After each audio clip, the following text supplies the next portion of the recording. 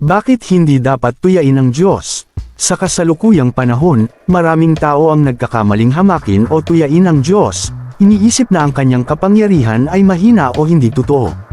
Ngunit ang katotohanan ay malinaw na ipinapakita sa kanyang nilikha, sa kanyang mga utos, at sa mga pangyayari sa mundo.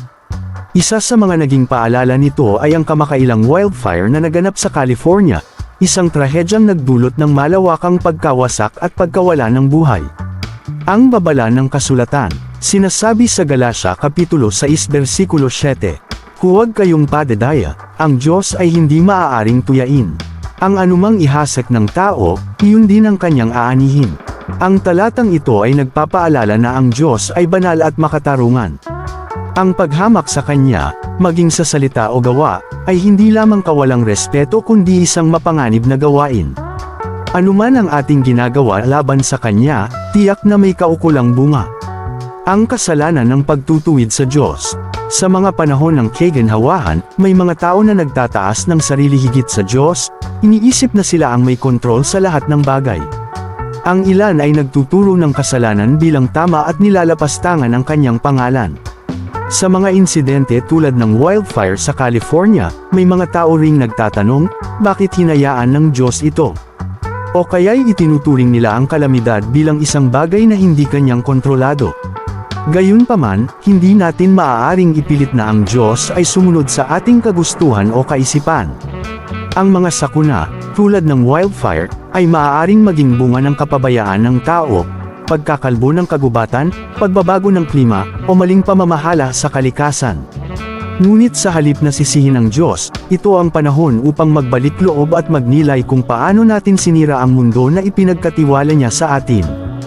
Ang epekto ng pagtutuyain sa Diyos. Ang pagtutuyain sa Diyos ay nagdadala ng moral na pagkabulok at espiritual na pagkawasak.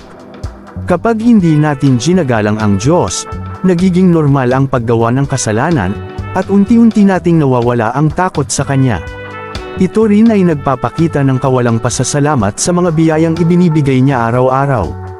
Ang mga trahedya, tulad ng wildfire, ay dapat na maging paalala na hindi natin kontrolado ang mundo, at higit nating kailangang magpakumbaba sa harap ng kanyang dakilang kapangyarihan. Ang pagsubok at pag-asa, ang mga kalamidad ay hindi parusa ng Diyos sa lahat ng pagkakataon.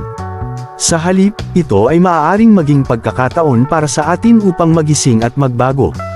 Ang Diyos ay maawin at mapagmahal, ngunit hindi siya magpapalampas ng kawalang respeto. Ang mga sakuna ay paalala na tayo ay may pananagutan sa ating mga ginagawa at sa mundong kanyang nilikha.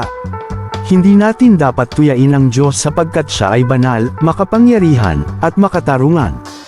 Ang mga trahedya tulad ng wildfire sa California ay paalala na hindi tayo dapat maging mapagmataas o hamakin ang kanyang kapangyarihan. Sa halip, magpakumbaba tayo, magbalik loob, at kilalanin ang kanyang soberanya.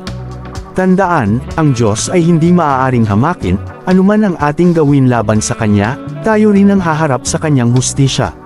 Sa bawat pagkakataon, naway piliin nating igalang at mahalin ang Diyos, sapagkat siya ang pinagmumula ng lahat ng bagay at ang ating pag-asa sa buhay na walang hanggan.